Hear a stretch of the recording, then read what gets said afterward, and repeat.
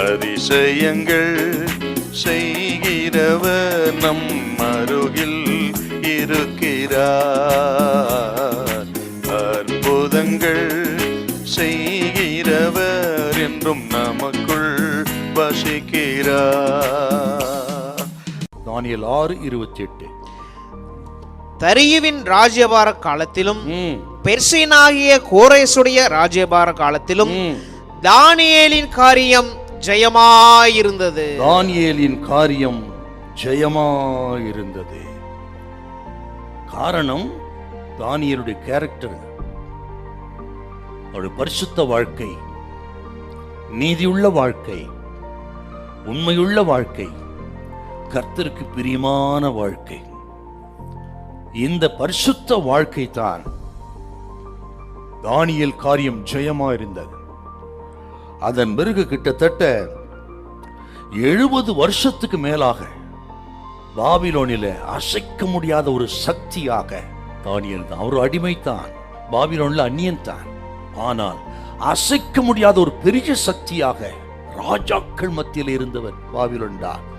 அவருடைய அப்பழுக்கற்ற கேரக்டர்.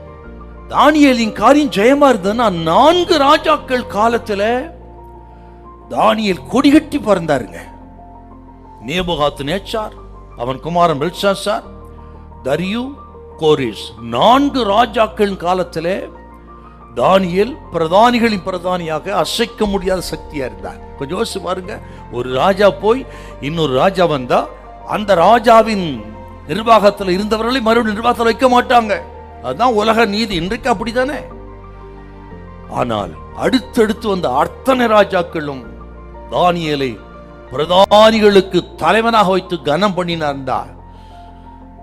அவருடைய கேரக்டர், நம்ம பரிசுத்த கேரக்டர் பொறுத்து தாங்க தேவன் கிரியை செய்வது, நம்மை ஆசீர்வதிப்பது.